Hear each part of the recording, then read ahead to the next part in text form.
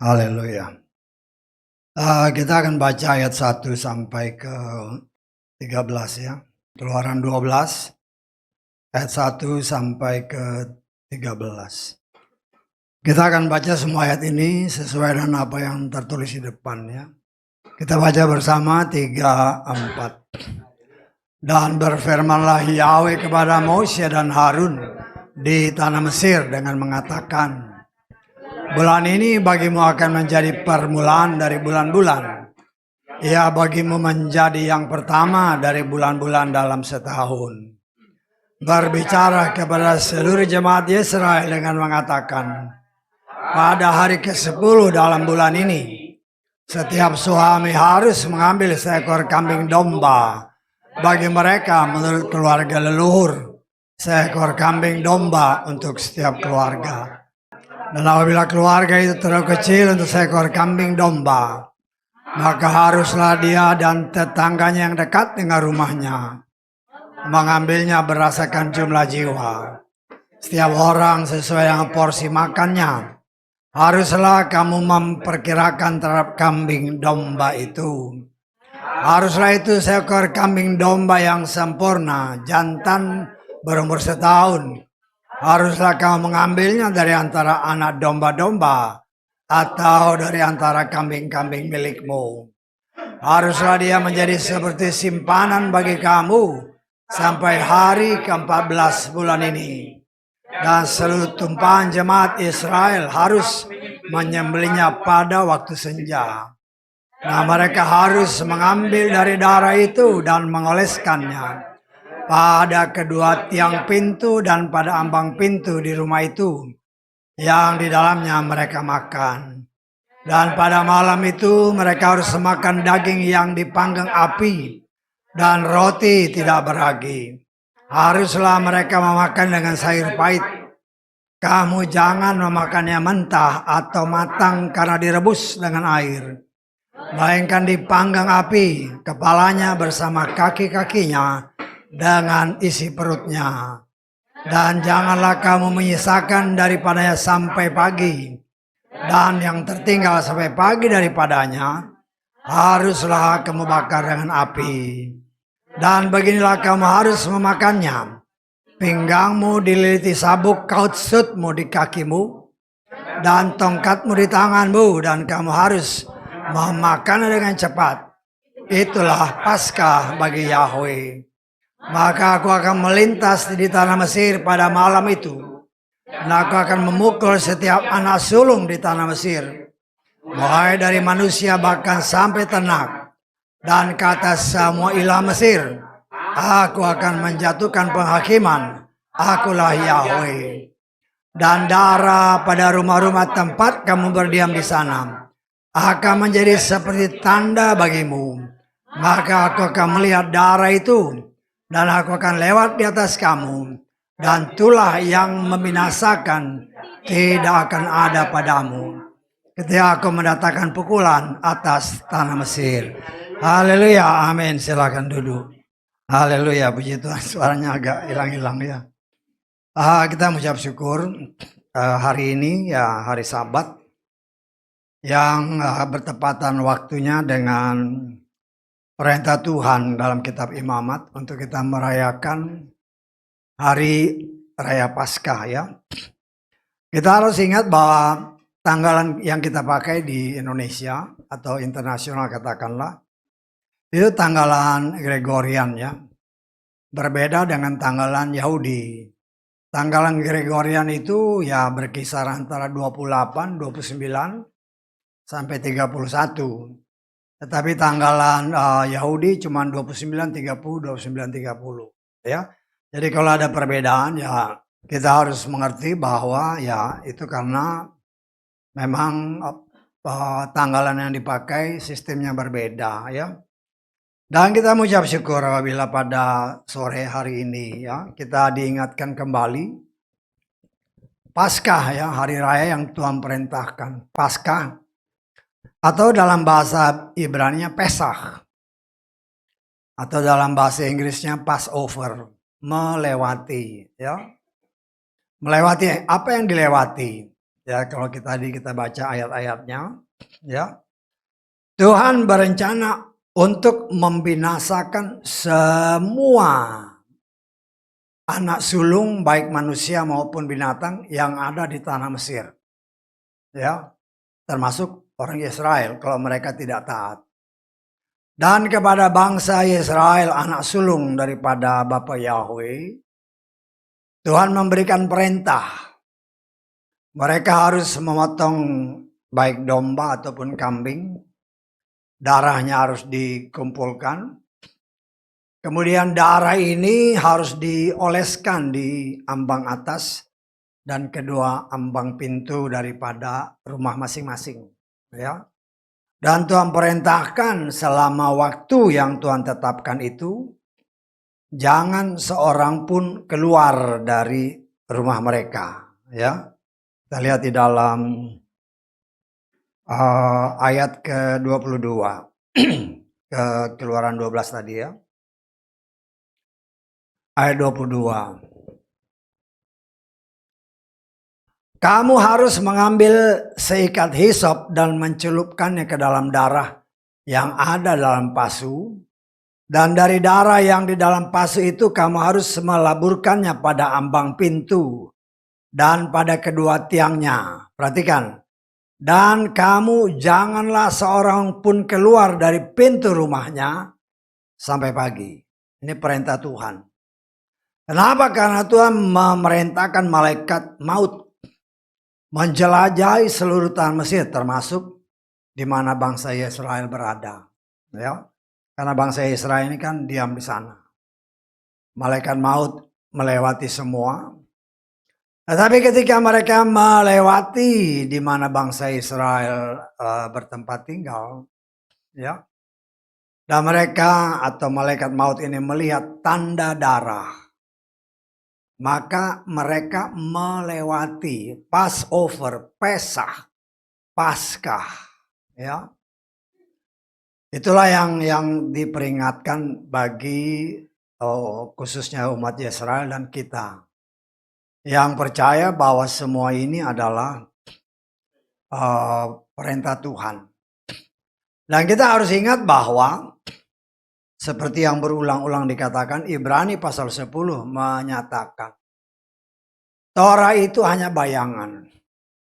Wujud nyatanya adalah pekerjaan Yeshua Masiah untuk menyelamatkan umat manusia. Ya. Dan Paskah adalah hari raya pertama yang Tuhan perintahkan dari 7 hari raya sebagaimana kitab Imamat menyatakan, yang harus dirayakan, yang harus diingat oleh semua orang Israel pada waktu itu. Dan kita yang memiliki iman yang memang datang dari bangsa ini, karena keselamatan kata firman Tuhan datang dari bangsa Yahudi. Dan saya harus ingatkan bahwa yang menyelamatkan itu bukan bangsa Yahudi. Tetapi firman yang Tuhan berikan kepada bangsa ini melalui Moshe, itulah yang menyelamatkan kita. Ya. Jadi jangan sampai kita salah tangkap. Jadi ada orang ya karena salah tangkap membuat dirinya ke Yahudi-Yahudian. Nggak ada perintahnya. Ya. Kita yang tertulis saja belum tentu kita bisa lakukan seutuhnya 100%. Mau ditambah lagi dengan tradisi-tradisi manusia. Loh itu yang harus kita ingat ya, supaya jangan sampai kita salah dalam menafsirkan firman. Karena para rasul sendiri pun ya senantiasa juga, patokan kita kan juga para rasul yang dipercayakan Tuhan untuk menyampaikan kebenaran firman Tuhan ya. Jadi kita harus melihat di sini ya. Jangan sampai kita tidak mengerti firman Tuhan tidak mengerti firman dengan benar, ya otomatis tidak bisa melakukan dengan benar. Ya, Karena itu saya sangat tekankan sekali, ya. Yang ada aja belum tentu bisa kita lakukan. 100% benar. Ya. Karena itu kita sebagai anak-anak Tuhan harus mengerti dengan benar supaya jangan sampai kita salah mengartikan, ya. Karena itu kita coba belajar dan belajar, ya, supaya kita mengerti. Nah, kita lihat ya satu ayat. Kisah Rasul 15. Kalau saudara baca Kisah Rasul ini satu pertentangan antara di satu pihak Rasul yang mau berpegang teguh kepada aturan Torah, khususnya masalah sunat. Dan ketika mereka memberitakan firman ke bangsa lain, mereka nggak mau. Sehingga terjadi perdebatan. Sehingga nanti akhirnya mereka bersepakat berdoa para rasul. Sehingga timbul nanti kalau saudara baca semua ini, timbul satu keputusan dari para rasul yang saya percaya dengan pimpinan Roh Kudus. Karena itu dikatakan, kita baca dulu ayat ke-9 mulai. Ya, tapi nanti saudara baca di rumah ini karena ini masalah sunat. Ya, jadi jangan sampai salah. Kita baca mulai ayat 9. Dan dia atau Yeshua tidak membedakan siapapun juga antara kita dan mereka. Mereka ini maksudnya orang di luar Yahudi, ya. Ketika menairkan hati mereka melalui iman. Oleh karena itu sekarang, mengapa kamu mencoba Elohim untuk meletakkan pada leher para murid suatu kuk yang baik leluhur kita maupun kita sendiri tidak mampu menanggungnya. Ini berbicara kalau saudara baca semua ayat-ayat itu, ya. Karena ada yang para rasul yang pengen harus sunat. Kita harus ingat ya, oleh kemurahan Tuhan lah kita yang hidup pada zaman ini. Saya berani mengajarkan. Sunat itu adalah perjanjian antara Bapak Abraham dengan Bapak Yahweh. Dan Bapak Abraham harus melakukan semua itu dan keturunannya. Ingat ya, kita baca. Ini kita sudah belajar semua, cuman kan kita rewind kembali. Karena banyak orang-orang khususnya pengikut Bapak Yahweh harus sunat. Wah, waktu itu kan ada ibu-ibu yang menanya, kenapa nggak disunat? Karena nggak baca firman yang benar. Ya, kita baca dulu ya. Kejadian pasal 17. Kita mulai baca ayat 9 lagi. Elohim berfirman kepada Abraham, dan engkau harus memelihara perjanjianku, engkau dan benihmu. Artinya kalau punya DNA-nya Abraham, harus. Karena Abraham punya 3 istri kan, Sarai, Hagar, Ketura. Loh kalau Ketura ini harus. Saya ya, jangan sampai salah. Engkau dan benihmu, ini Tuhan yang ngomong, benihmu. Artinya DNA-nya dari Abraham. Sesudah engkau hingga keturunan ketua mereka. Ya, inilah perjanjianku yang harus engkau pelihara antara aku dan engkau. Benihmu dan benihmu sesudah engkau. Setiap laki-laki dari antara kamu harus disunat. Ya, harus, itu perjanjian. Ya, walaupun dalam kenyataan di Indonesia ini kan, di Indonesia ya, ada suku-suku tertentu ya yang ya saya tidak tahu persis latar belakang ke atasnya, tetapi suku-suku mereka ini, mereka memang disunat. Entahkah mereka ikut ini atau ikut, ya karena itu dari luhur, dari ke atas ya. Nah, kita nggak tahu, ya. Tetapi ya kita harus sebagai umat Tuhan harus mengerti, jangan sampai kita salah. Kita ini nggak ada DNA orang Yahudi, ya nggak ada DNA. Tetapi kalau ada DNA-nya, ya harus, jangan sampai kita salah, karena itu perjanjiannya Bapak Yahweh. Ya, seperti waktu itu kan ada ibu-ibu yang tanya, ya, kenapa Timotius disunat? Loh, ya karena memang sekarang nggak ngerti ya. Kita baca ya di dalam Kisah Rasul pasal ke-16 ayat ke-1 sampai 3. Tibalah dia di Derbe dan Listra, dan lihatlah di sana ada seorang murid dengan nama Timotius. Perhatikan ini, anak seorang wanita Yahudi. Jadi DNA ke atasnya pasti Bapak Abraham yang setia, sedangkan ayahnya orang Yunani. Dia yang dikenal baik oleh saudara-saudara di Listra dan Ikonium. Paulus menginginkan orang ini pergi bersamanya, dan sesudah mengambilnya, dia menyunatnya. Kenapa dia disunat? Karena ibunya Yahudi. Kita tangkap ya. Jadi ya kita bukan asal ngomong. Harus ada tertulis. Nah, yang tertulis itulah yang kita lihat. Ya. Yang tertulis itulah yang menyelamatkan kita. Jangan sampai kita salah. Dan apabila kita diingatkan, ya, hari raya pertama yang harus kita rayakan adalah hari Paskah. Seperti yang tadi saya katakan, Paskah adalah hari yang Tuhan tetapkan, ya, ketika Dia memerintahkan kepada bangsa Israel. Berdasarkan ayat-ayat tadi yang kita baca, Bapak Yahweh memerintahkan kepada bangsa Israel melalui Moshe, pimpinan mereka yang diangkat Tuhan, agar menyiapkan kambing domba atau kambing, ya, pada hari ke-10. Tapi kambing ini harus disimpan sampai hari ke-14. Kemudian hari ke-14 baru disembelih. Dan disembelihnya dari ayat-ayat yang tadi kita baca harus waktu senja. Torah adalah bayangan. Ya.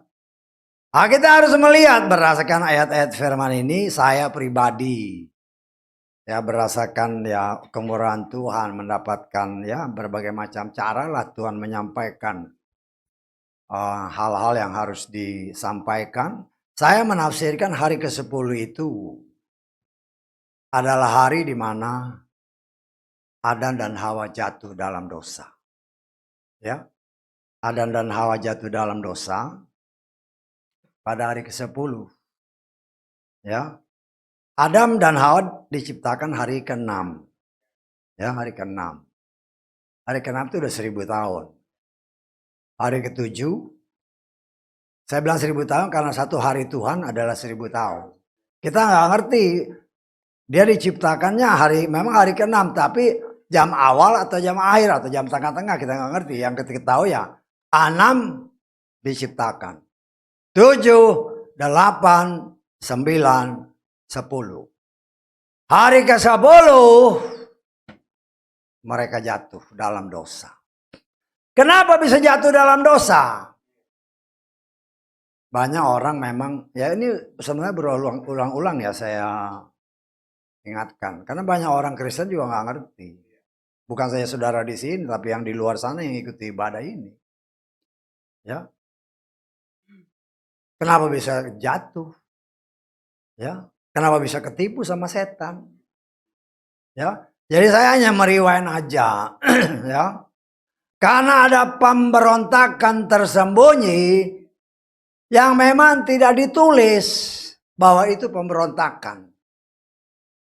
Karena perintah Tuhan yang pertama, Torah yang pertama adalah beranak cuculah dan bertambah banyak. Itu perintah Tuhan. Kita sudah baca dalam kitab Kejadian kan? Ya. Apa mau diingat lagi? Kita baca aja lah ya. Sekalian kan. Jadi karena ada orang juga ya karena jarang-jarang baca kitab suci, akhirnya nggak ngerti kan perubahan-perubahan ya. Karena banyak orang Kristen di Indonesia lah, jangan keluar di Indonesia aja. Paskah itu kan nanti hari Minggu. Wah. Jumat Agung Ya, Jumat Agung nggak ada di sini sih memang, tapi kepercayaan mereka begitu. Ya, karena kalau saudara ngomong sama orang Kristen umumnya, ya minggu depan kalau nggak salah, setelah Pasca Ibrani, nanti Pasca di Indonesia, hari Jumatnya. Ya kita lihat nanti ya. Ayat Kejadian 1 ayat ke-28. Elohim memberkati mereka, maksudnya Adam dan Hawa. Dan Elohim berfirman kepada mereka, beranak cuculah dan berlipat gandalah. Penuhilah bumi, taklukkan itu, berkuasa atas ikan di laut, atas burung di udara, atas segala binatang yang merayap di bumi. Tuhan berikan kuasa, ini kamu kuasai. Hari ke-6, hari ke-7, hari ke-8, hari ke-9, hari ke-10. 5 hari, 5.000 tahun. Firman ini tidak mereka lakukan. Memang gak ditulis itu berdosa. Tapi karena kita mau coba meneliti. Ya, kok perintah Tuhan mereka gak lakukan. Dan itulah celah yang terjadi atau yang mereka buat. Kalau saya katakan ya dengan sengaja. Adam dan Hawa itu tidak mandul ya. Karena nanti kan dia bisa melahirkan. Ya. Kemudian kita lihat. Karena ada pelanggaran, ada sebab, ada akibat. Karena dia melanggar firman Tuhan. Saya percaya. Ya, Tuhan kasih izin si setan masuk ke Taman Eden. Berasakan Yeskiel pasal 28. Ya. Karena berontak, nggak ada kekuatan. Sekali dicobai, langsung jatuh. Ya. Sejak itu kata firman Tuhan. Ya. Dalam pandangan Tuhan, orang yang berdosa adalah mati. Ya. Orang berdosa dalam pandangan Tuhan mati. Kita lihat Efesus pasal ke berapa itu? Pasal kedua ayat ke-1. Kitab Efesus pasal kedua ayat ke-1. Kamu yang mati dalam kesalahan dan dosa-dosa. Ya. Orang yang berdosa dalam pandangan Tuhan mati. Ya. Jadi kita harus mengerti ini ya. Kita lihat. Kita lihat di dalam 1 Korintus 15. Ayat ke-21 dan ke-22. Sebab karena kematian itu melalui seorang manusia. Karena Adam dan Hawa jatuh dalam dosa. Kalau saudara perhatikan ya. Senantiasa dia nggak bilang Hawa ya. Tapi yang dibilang Adam. Padahal kan yang bikin dosa itu pertama-tama Hawa. Kenapa bukan Hawa yang ditonjolkan? Karena yang bertanggung jawab itu suaminya. Adam yang bertanggung jawab. Ya hati-hati kita punya istri, punya anak-anak yang Tuhan lihat kepalanya ini. Walaupun keselamatan urusan pribadi. Kematian itu melalui seorang manusia, maka kebangkitan orang mati juga melalui seorang manusia. Sebab bahkan sebagaimana semua orang itu mati dalam Adam. Karena Adam berdosa di dalam pandangan Tuhan mati. Saya tangkap ya. Demikian juga semua orang akan dihidupkan dalam Amasya. Saya tangkap ya. Nah kita lihat ya.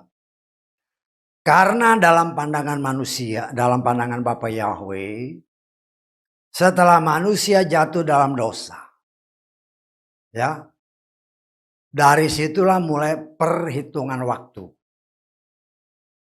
Perhitungan waktu. Jadi kalau di dalam kitab Kejadian ini, ya, kalau dinyatakan bahwa si Adam ini umurnya 900 berapa? 30 ya. Kita baca di dalam Kejadian 5 ayat ke-4. 4 dan 5. Dan hari-hari Adam setelah memperanakan Set adalah 800 tahun. Dan dia memperanak anak-anak laki-laki dan perempuan. Perhatikan. Jadi seluruh umur Adam waktu ia hidup adalah 930 tahun. 930 tahun itu dihitung sejak dia jatuh dalam dosa. Sebelumnya kekal. Setanggal. Ya. Kok gitu? Loh tadi kamu ngitung udah kita hitung kan? Hari ke-6 diciptakan. Ini udah 1000 tahun. Kalau hari ke-10 dia jatuh udah 5000 tahun. 5000 tahun tambah 930. Jadi total umur sesungguhnya tafsiran saya 5930 tahun. Tapi yang 5000 itu masih dalam keadaan kekal. Belum ada perhitungan waktu. Sudah ya? Di situ kita coba belajar kebenaran firman Tuhan. Sejak manusia jatuh dalam dosa. Ya. Ayat-ayat firman Tuhan tadi yang kita katakan, yang kita baca tadi, tafsiran saya Adam itu jatuh dalam dosa hari ke-10. Ya. Jadi begitu jatuh dalam dosa, Tuhan sudah siapkan domba yang kita sebut sebagai domba Paskah. Ya. Domba Paskah kita lihat coba di 1 Korintus pasal ke-5 ayat ke-7. Jadi bersihkanlah ragi yang lama supaya kamu dapat menjadi adonan yang baru. Sebagaimana kamu juga tidak beragi karena Hamasiah Paskah kita juga telah dikorbankan ganti kita. Ya. Jadi Yeshua itulah yang dikatakan domba Paskah. Dalam Torah itu bayangan. Sedangkan ya. Kenyataannya ya setelah Yeshua dimunculkan. Ketika hari ke-10 Tuhan perintahkan. Itu kan kita bingung kenapa hari ke-10. Makanya saya berani tafsirkan. Kita sudah belajar bahwa ketika dosa terjadi harus ada korban yang dikorbankan. Ya. Kita sudah belajar ketika Hawa dan Adam jatuh dalam dosa. Tidak ada satu ayat pun dari kitab Kejadian pasal 3 dan seterusnya yang bilang Tuhan saya menyesal. Saya minta ampun. Gak ada ayatnya. Gak ada ayat. Ya. Jadi hari ke-10 itu dia jatuh dalam dosa. Tidak ada permohonan ampun. Loh kita harus lihat dari kacamata yang sebenarnya. Ya. Dan kita melihat bahwa disiapkan hari ke-10. Tapi dipotongnya nanti hari ke-14. Hari ke-14 pun kita baca lagi ya. Ayat ke-6 dari Keluaran 12 tadi. Haruslah dia menjadi seperti simpanan bagi kamu sampai hari ke-14 bulan ini. Dan seluruh tumpahan jemaat Yesus harus menyembelihnya pada waktu senja. Kenapa senja? Karena itu saya katakan kan. Bahwa Torah ini bayangan. Sesuai kitab Ibrani pasal ke-10. Ya. Kenapa senja Tuhan? Kan gitu. Saya mengajarkan saudara proaktif jadi juga ngerti. Oh kenapa sih? Ya. Ingat Roh Kudus itu guru agung kita. Dia yang akan mengajarkan kita. Kita baca. Matius 27 ayat ke 45 dan 46. Dan dari jam ke-6 kegelapan telah turun atas seluruh tanah itu sampai jam ke-9. Ya jadi ke-9 kalau mau tahu persisnya jam berapa ditambahin 6 jam. 9 tambah 6, 15 kan. 15 itu kan udah petang. Ya.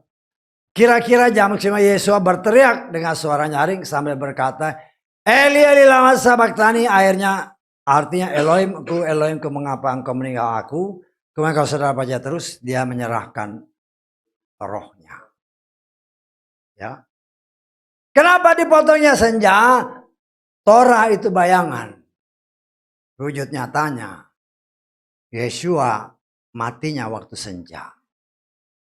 Saya tangkap ya. Jadi kelihatan itu kan kecil. Nah, tapi kita harus mengerti dengan benar kenapa harus begini. Dan perintah Tuhan, darahnya itu harus kau tampung. Kemudian dilaburkan di pintu rumahmu, baik atas dan kedua tiang pintu. Sehingga ketika malaikat maut lewat, kalau bangsa Israel tidak menepati apa yang Tuhan perintahkan, mereka juga mati. Mereka juga mati, karena itu Tuhan bilang juga kan, jangan keluar dari rumah. Karena kalau kau keluar dari rumah, lo nggak ada tanda darahnya, ya mati. Ya. Lah disinilah kita coba belajar untuk mengerti akan maksud sebenarnya. Bahwa inilah rencana Tuhan yang luar biasa. Tuhan itu sutradara agungnya. Dan kita adalah bagian daripada orang-orang yang terlibat di dalam senarionya Tuhan. Sebagai orang pilihan Tuhan yang sudah Dia tetapkan sebelum dunia diciptakan. Kan luar biasa. Artinya sebelum Adam dan Hawa ada, Dia sudah tentukan. Kamu Leo nanti lahirnya tahun sekian ya dari keluarga ini. Ya, itu dia udah ada. Skenario-nya komplit termasuk saudara. Udah komplit. Ya. Dan itulah kita juga harus mengerti kehendak Tuhan dengan benar. Ya. Bahwa Dia 2000 tahun yang lalu sudah berkorban untuk saudara dan saya. Untuk menebus. Kita sudah belajar tentang tebusan kan beberapa waktu yang lalu. Ya.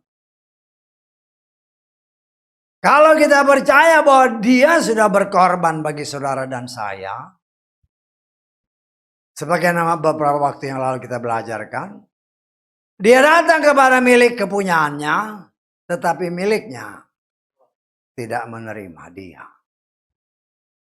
Tetapi orang yang menerimanya diberi kuasa menjadi anak-anaknya, kata Yohanes pasal 1. Saudara baca nanti. Nah, kita sudah melalui step itu. Ya. Kita sudah melalui step itu sesuai waktu Tuhan. Segala sesuatu ada waktunya. Ya. Kenapa harus hari ke-14? Ya itulah skenario Tuhan. Ya. Di mana kita ini kan pion-pionnya aja. Kita ini bintang-bintangnya juga di situ. Ya. Seperti kemarin ada yang bertanyakan tentang ya orang yang dipilih sebelum dirinya dijadi lalu, saya bilang itu tertulis. Itu tertulis, ada yang ditentukan untuk diselamatkan, ada yang ditentukan untuk dibinasakan. Lo dia sutradaranya. Saya ngomong sama yang nanya itu. Kalau Anda jadi sutradara, bikin film, kan Anda yang ngatur semua. Ini biasanya kan ada 2 grup kan. Ini grup pelaku baik, ini grup pelaku jahat. Kan Anda sudah tahu siapa nanti yang pemenang. Biasanya yang menang yang baik. Loh itulah Tuhan. Tuhan sudah atur semua. Karena itu kita juga harus sangat berhati-hati. Orang yang saat ini mungkin kelihatan jahat. Ya. Terus kita menghakimi dia. Belum tentu pada akhirnya ya. Kan skenario dari dia, Bapak Yahweh. Jangan-jangan pada akhirnya yang kau sekarang bilang dia jahat, justru dia yang naik, kau nggak naik. Kenapa? Dia sutradaranya. Dia tanggap. Karena itu Tuhan bilang jangan menghakimi sebelum waktunya. Nanti kita akan jadi hakim bersama dengan dia.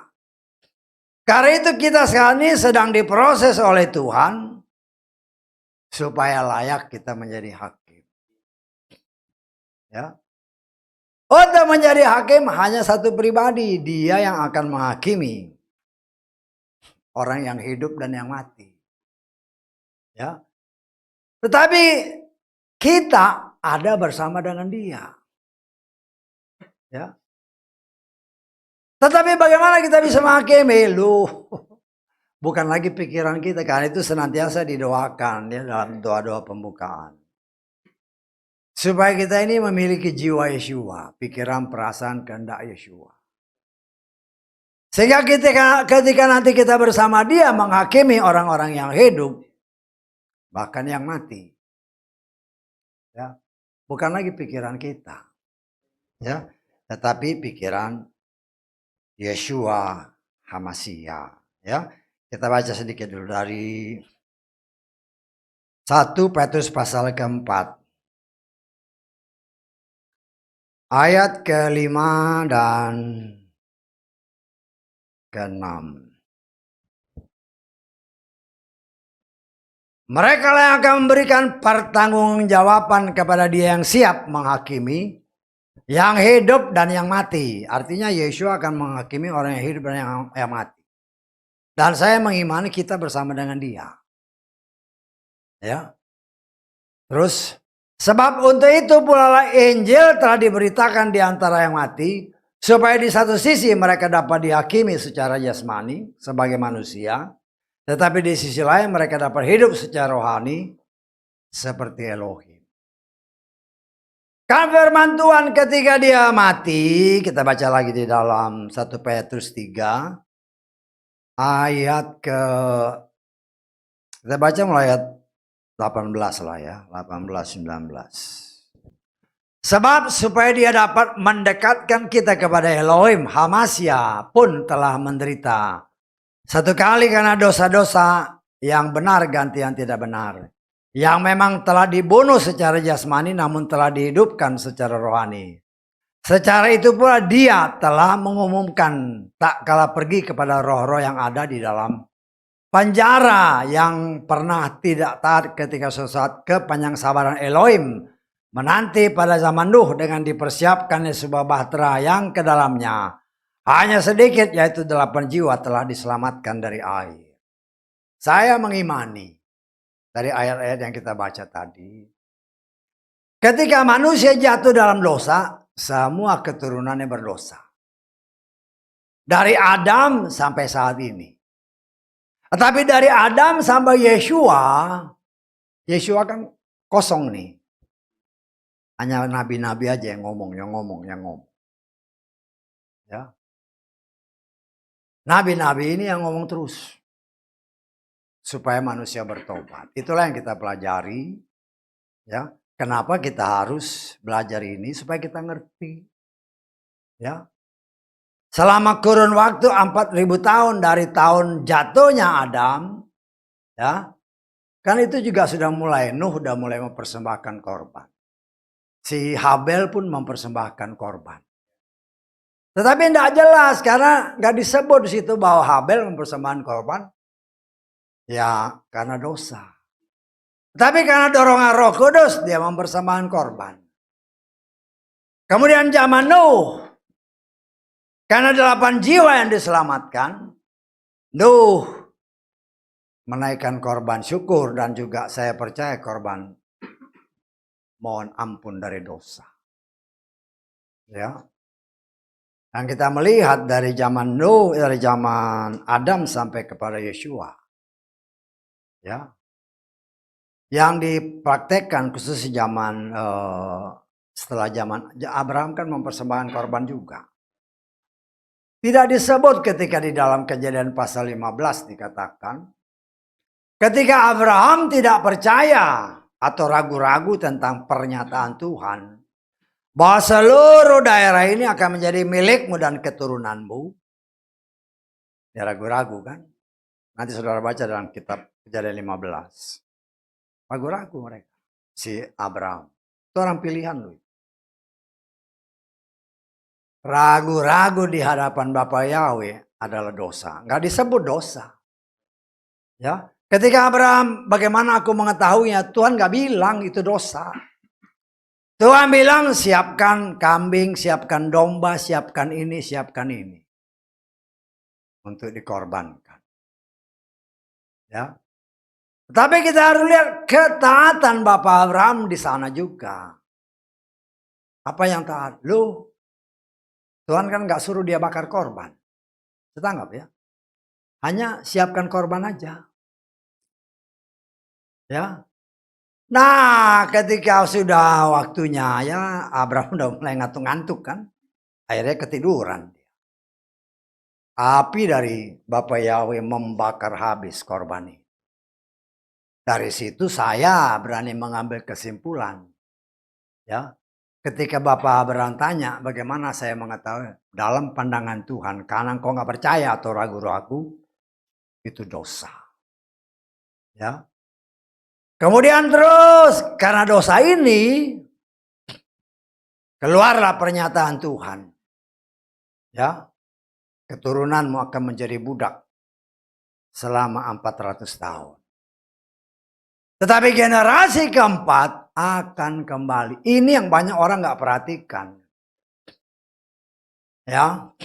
Sehingga ketika Yesus berkata bahwa generasi yang muncul ketika pohon ara mulai bertunas. Banyak orang mengambil generasi dari Mazmur 90. Umur kami 70. Udah jelas-jelas umur. Kalau kuat 80. Itu bukan generasi. Generasi itu disebut dalam kitab Torah. Dalam kitab Kejadian. Keturunan 400 tahun jadi budak. Generasi yang keempat akan kembali. Ya dari situ aja sudah jelas. Oh cuma satu. Lah. Manusia memang mau cari pembenaran terus-menerus. Tapi mengucap syukur karena saya berani mengutarakan bahwa satu generasi itu 100 tahun. Kemurahan Tuhan dia sudah terlebih dahulu tanpa saya sadari. Tanpa saya sadari. Ya. Sebelum itu beberapa puluh tahun yang lalu ya. Mungkin 10 tahun, 20 tahun yang lalu. Saya udah bikin tabel umur. Dari Adam umur sekian tahun. Kemudian lahirlah Set sekian tahun. Terus. Akhirnya saya bikin tabel gitu kan. Ya tadinya saya pikir ya nggak ada masalah. Ya namanya kan pengen tahu aja. Tetapi setelah saya ketemu ayat tadi dari Kejadian 15. Saya dari data yang saya lihat. Saya bikin kertas itu kan. Kertas blok itu. Tahu kan kertas blok-blok itu kan. Di situ jelas terlihat dari Adam sampai ke Abraham itu persis 2000 tahun. 20 generasi. Lu 2000 tahun, 2000 dibagi 20. Satu generasi 100 tahun. Sama dengan kejadian itu. Ya cukuplah 2. 2 bukti sudah cukup. Ya. Walaupun ya seperti, karena saya kan jarang membalas komen-komen orang. Kemarin kan anak saya bilang, ada yang nanya gini-gini. Ya dijelaskan, Bapak nggak salah tuh. Satu generasi 100 tahun, karena dia nggak tahu. Dengar aja. Begitu dikasih jelas, tutup mulut. Tutup mulut yang mudah-mudahan ngerti. Masalahnya bukan generasinya. Masalahnya siap apa enggak? Masalahnya kita siap apa enggak? Jangan sampai nanti masa pengangkatan kita, wih kok hilang? Engkau sendiri nggak hilang. Artinya kalau nggak diangkat. Karena itu untuk kita diraibkan, kita belajar sekarang mengerti kehendak Tuhan dengan benar. Ya. 4.000 tahun Tuhan berikan waktu kepada manusia. Setelah manusia jatuh dalam dosa, pada hari ke-10. Dan seperti yang tadi saya katakan, Tuhan itulah sutradara agungnya. Dia sudah menentukan kapan Yeshua akan dimunculkan. Dan berdasarkan kitab Keluaran tadi, sembelihnya hari ke-14 ya. Kitab Matius tadi menyatakan bahwa memang Yeshua dibunuhnya senja. Kita lihat lagi Galatia. Pasal ke-4 mulai ayat ke-4. Namun ketika penggenapan waktunya telah tiba, Elohim mengutus putranya yang dilahirkan dari seorang wanita, yang dilahirkan di bawah Torah, agar dia dapat menebus mereka yang di bawah Torah, supaya kita dapat menerima adopsi sebagai anak. Setelah genap waktunya, setelah 4.000 tahun, antara hari ke-10 dan hari ke-14, 4 hari, 4.000 tahun. Ya. 4.000 tahun baru berdasarkan apa yang tertulis. Yeshua dimunculkan. Yeshua, kata firman yang kita baca tadi, dia adalah domba Paskah. Ya. Darahnya dicurahkan bagi orang yang mau percaya kepada dia. Yang mau menerima dia sebagai Tuhan dan Juru Selamat. Ya. Dan Juru Selamat itu hanya satu. Gak ada yang lain. Karena itu di dalam Yesaya 43 ayat 11 kita baca ya. Yesaya 43 ayat ke berapa, 11 ya. Akulah Yahweh, dan tidak ada juru selamat selain aku. Gak ada. Yahweh sang pencipta itu sendiri, sang sutradara itu sendiri, dialah satu-satunya juru selamat. Selama kurang lebih 4.000 tahun bangsa Yesaya diajarkan untuk senantiasa mempersembahkan korban untuk penghapusan dosa. Tetapi ayat firman Tuhan kita lihat. Ibrani pasal ke-10 ayat ke-4 mulai. Sebab mustahil darah lembu jantan dan kambing jantan menghapuskan dosa-dosa.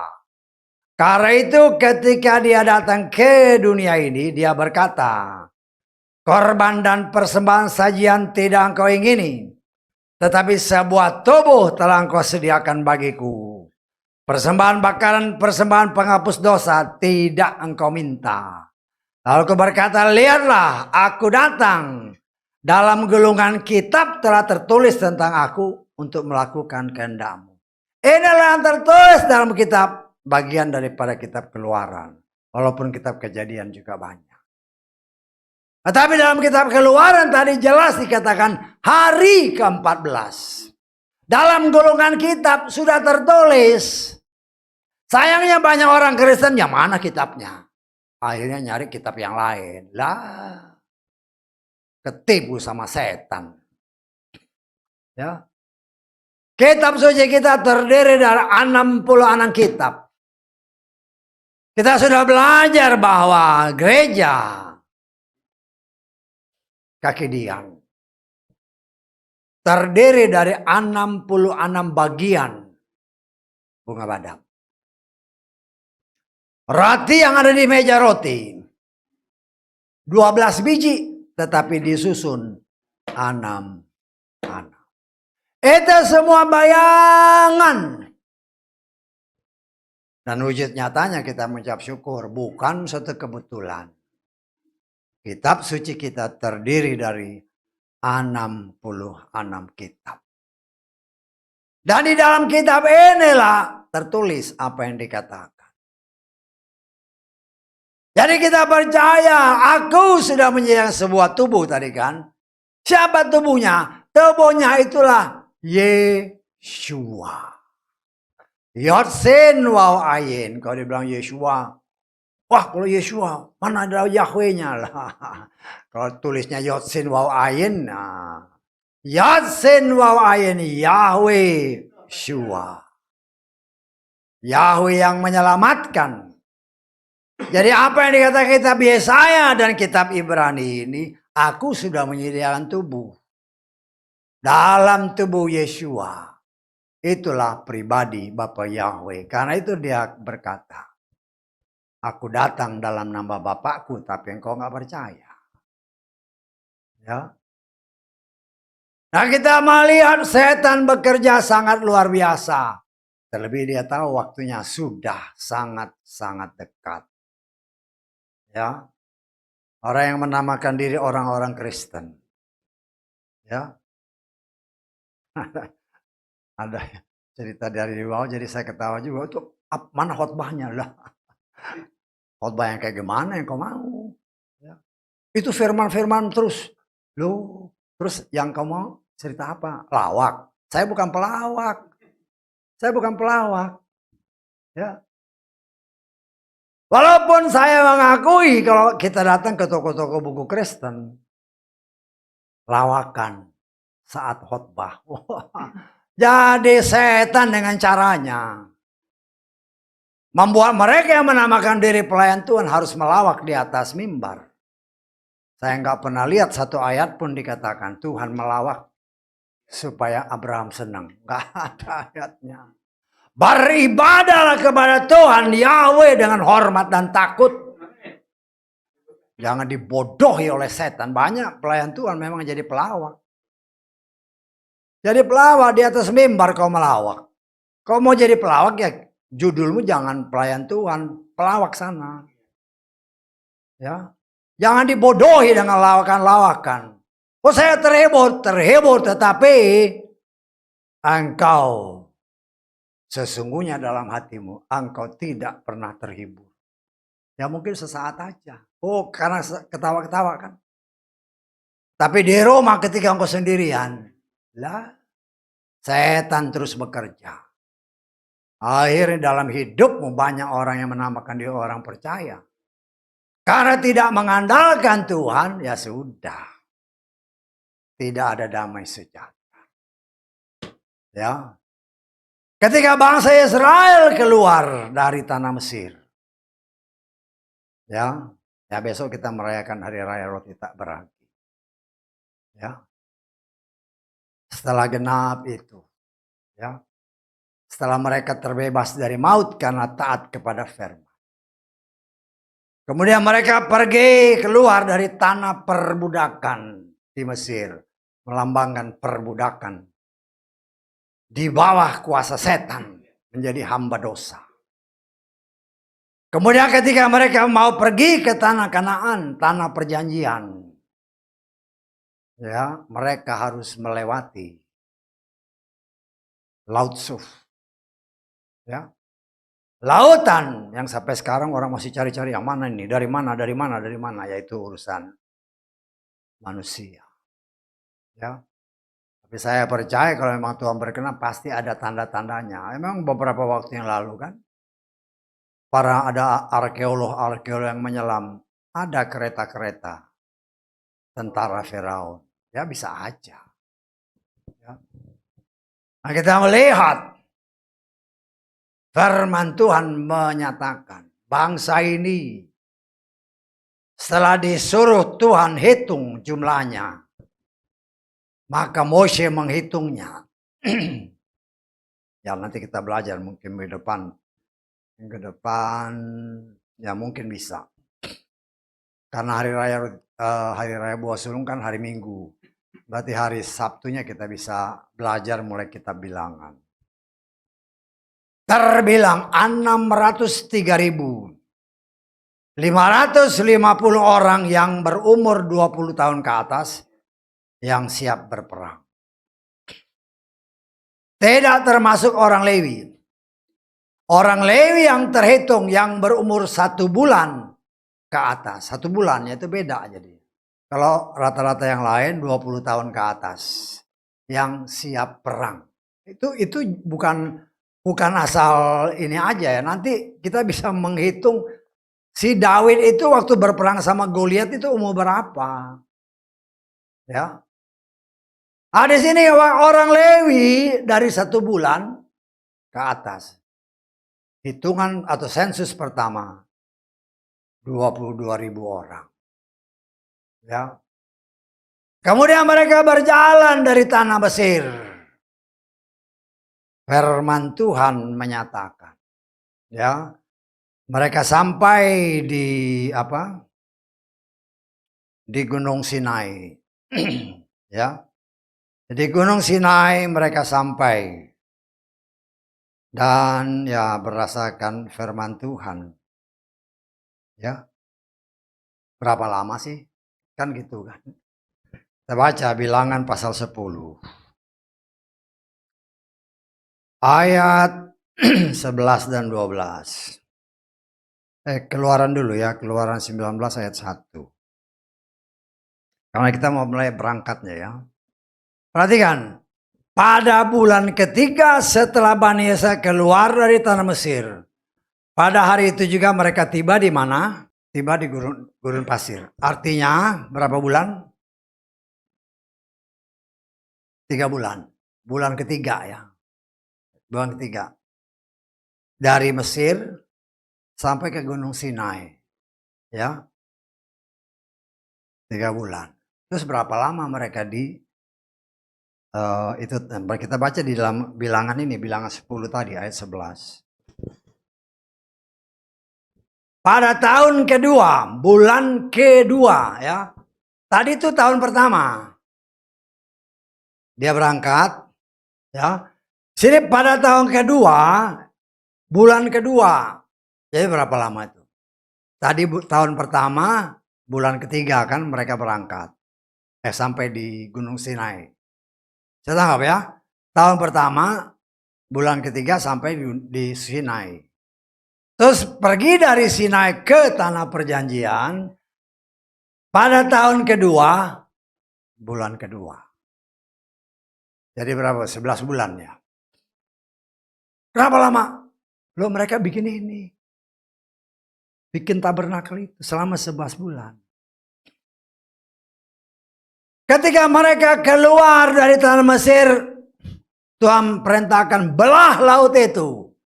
Tuhan perintahkan kepada Mose. Mose angkat tongkatnya, terbelah. Saat mereka bisa lewat di tanah kering. Sampai di tujuan Gunung Sinai atau Gunung Tuhan atau Gunung Horeb. Itu sama ya, Gunung Sinai, Gunung Horeb, Gunung Tuhan. Ya, sama. Ya. 11 bulan dibutuhkan untuk membangun semua itu. Dan ketika mereka berjalan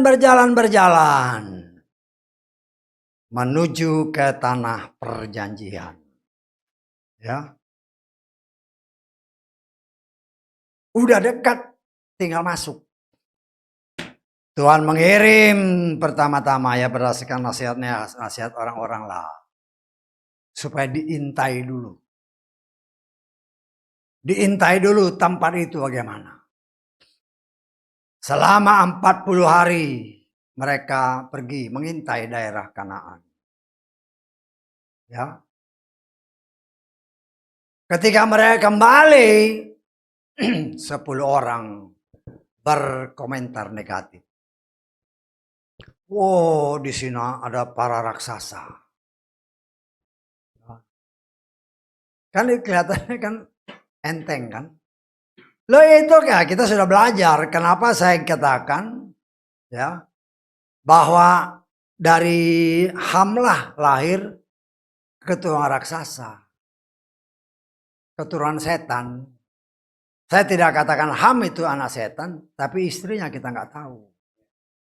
Tetapi karena dari ayat-ayat yang kita baca ini, kan para pengintai bilang, di sana ada orang-orang raksasa-raksasa.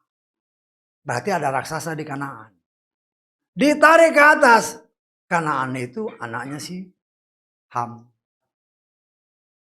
Karena pemberontakan 10 orang melawan 2 orang. Kalah suara. Si Yosua sama Kaleb. Ya. Akhirnya mereka memberontak ke firman Tuhan. Padahal dalam perjalanan. Mereka berperang dengan orang Amalek. Bagaimana Tuhan membela mereka. Bagaimana Tuhan membelah laut. Tetapi ternyata tidak cukup membuat mereka percaya. Ya. Sehingga terjadi penolakan untuk masuk. Ya. Meragukan kuasa Tuhan. Timbullah penghukuman dari Tuhan. Kita baca. Bilangan pasal ke-14 ayat ke-34. Berdasarkan hitungan hari-hari ketika kamu mengintai negeri itu. 40 hari. 1 hari untuk 1 tahun. Sehari untuk setahun kamu harus menanggung kesalahanmu. Yaitu 40 tahun. Dan kamu akan mengerti bahwa perlawananku kepadamu. 40 hari mereka mengintai. Kembali gak percaya. Hanya 2 orang yang percaya. Karena engkau memberontak 40 tahun, engkau harus keliling-keliling. Muter-muter di situ. Ya. Dan setelah genap waktunya.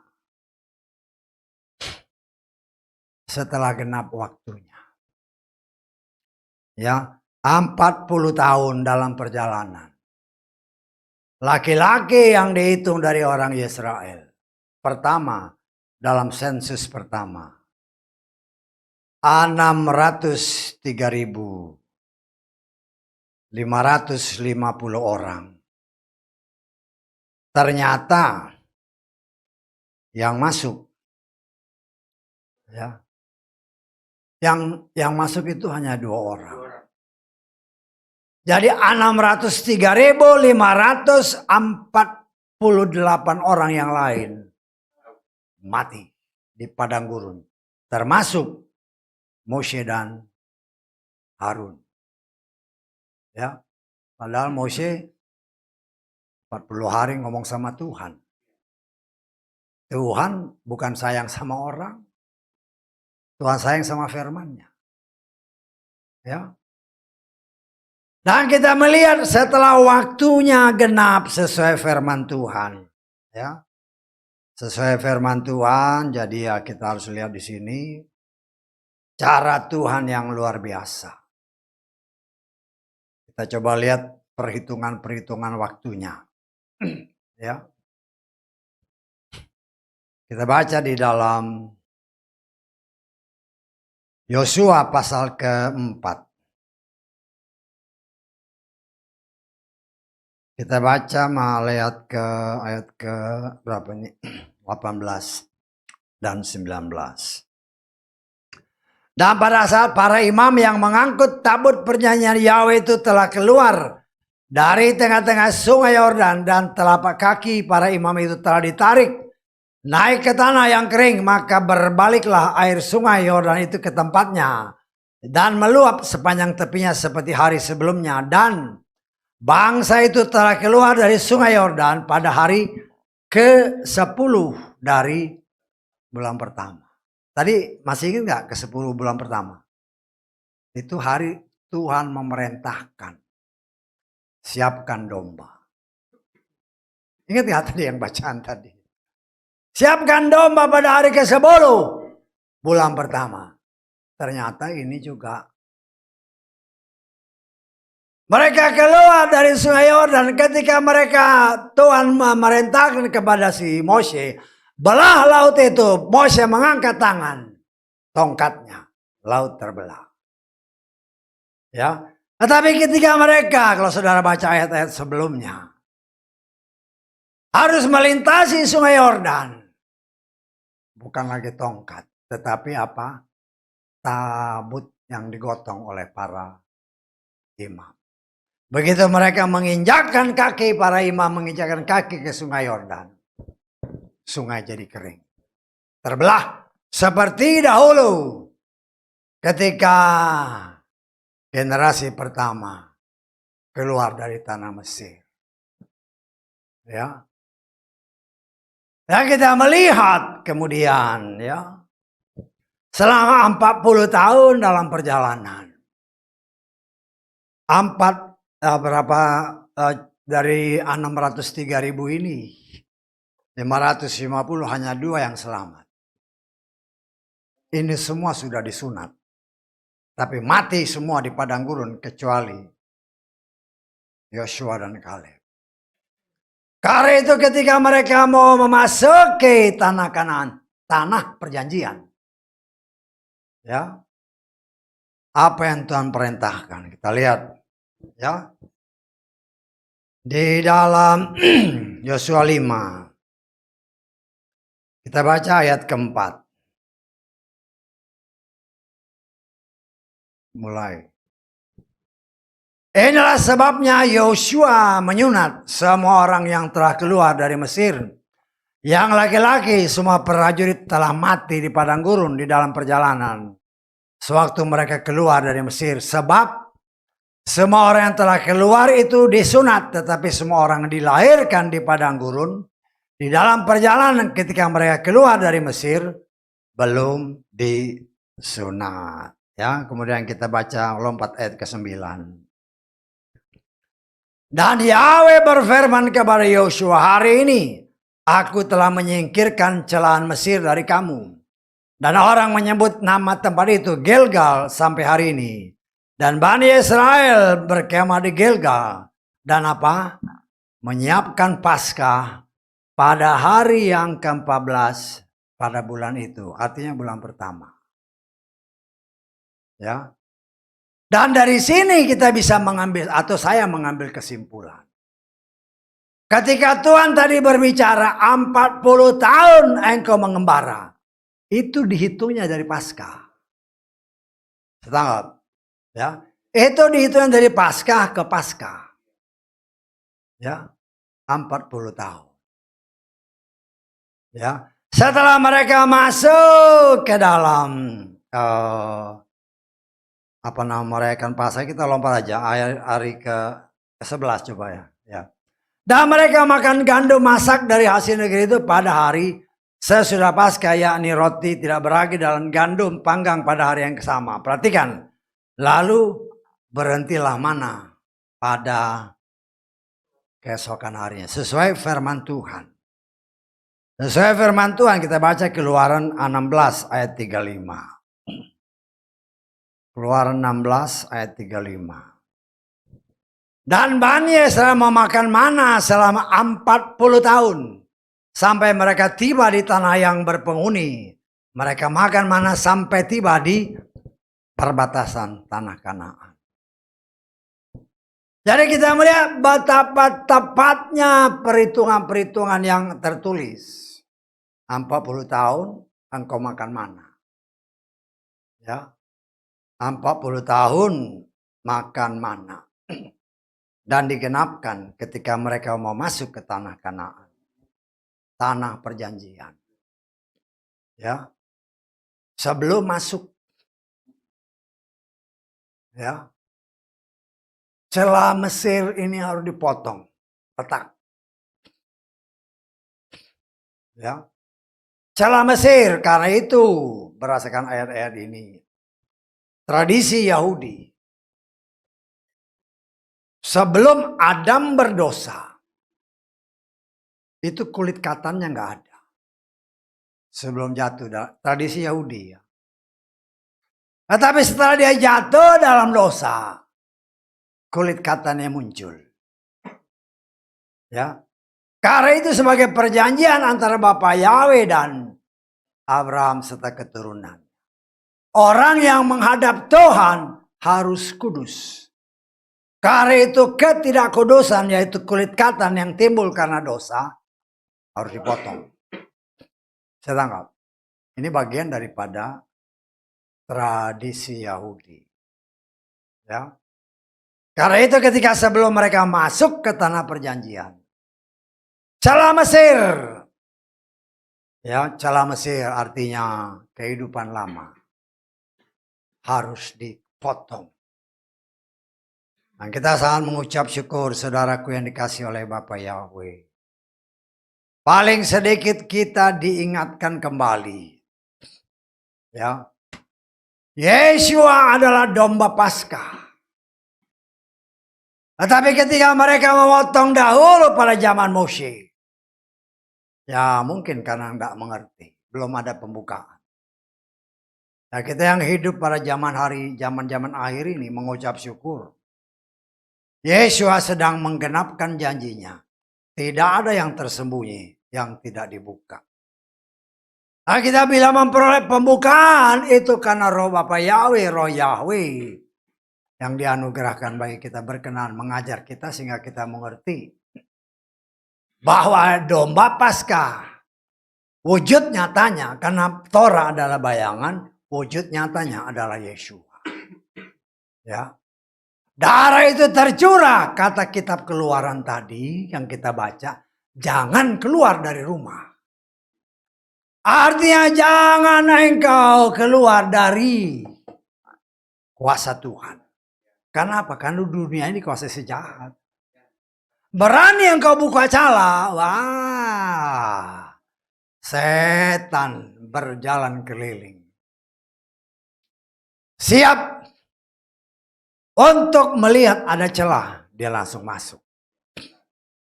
Saya pernah beri kesaksian ya beberapa waktu yang lalu. Ketika ada keluarga yang melayani di Ambon sana. Dia mengusir setan di sana. Pada saat yang sama, keluarganya kemasukan. Ya, saya harus kasih ingat kenapa? Setan itu tidak mengenal jarak. Nah, begitu dibuang di sana, masuk. Begitu Yesus perintahkan dari orang yang jahat di Gedara, keluar, langsung masuk ke babi. Saya tangkap. Artinya jangan beri celah. Tinggal di dalam rumah, tinggal di dalam naungan Tuhan, tinggal dalam kuasa Tuhan. Supaya jangan pengorbanan dia yang 2000 tahun yang lalu menjadi sia-sia. Dia menyiapkan tubuh untuk keselamatan saudara dan saya. Karena itu saudaraku yang dikasih oleh Bapa Yahweh, kita belajar. Ya, saya percaya namanya belajar semakin hari pasti semakin pintar. Demikian juga kita belajar firman Tuhan, akhirnya kita mengerti. Bapa Yahweh menghendaki saudara dan saya. Bukan saya percaya kepada dia. Tetapi melakukan apa yang dia perintahkan. Karena semua yang dia perintahkan itu membantu kita sehingga kita memiliki jiwa Yeshua. Karena nanti kita akan menghakimi bersama dengan dia. Sesuai apa yang dikatakan Petrus tadi. Dia akan menghakimi orang yang hidup dan yang mati. Kita menghakimi bukan dengan pikiran atau dengan jiwa kita. Tetapi jiwa Yeshua Masiah. Yang sedang saat ini membentuk kita. Kita serap terus sehingga jiwa yang bukan dari dia. Disingkirkan dari dalam jiwa kita. Sehingga kita yang hidup, kata Paulus, aku yang hidup. Bukan lagi aku. Tetapi roh Bapa Yahweh yang hidup di dalam aku. Karena itu saudaraku yang dikasih oleh Bapa Yahweh. Semua memang Tuhan sudah atur. Tapi jadilah kita rekan sekerja Tuhan. Jangan berontak. Firman itu kalau memang kita belum bisa praktekkan, jangan kau lawan. Jangan lawan. Karena firman itu adalah pribadi Tuhan sendiri. Kalau kita belum bisa lakukan, ya berdoa. Tuhan, tolong aku. Bukan saja aku mengerti firman-Mu, tetapi aku bisa melakukannya. Tuhan mau kita rendah hati. Ya, jangan seperti Adam dan Hawa. Udah tahu salah, malah bela diri. Itu semua ditulis, kata kitab Korintus, sebagai contoh. Supaya kita tidak melakukan apa yang Tuhan tidak kehendaki. Tetapi belajar melakukan apa yang Dia ajarkan. Sebagaimana Yesua menyatakan, aku mengatakan apa yang aku dengar dari Bapa. Aku melakukan apa yang aku lihat Bapa lakukan. Kita coba belajar sehingga kita dapat mempraktekkan sesuai teladan Yeshua HaMashiach. Haleluya. Amin. Mari kita bangkit berdiri.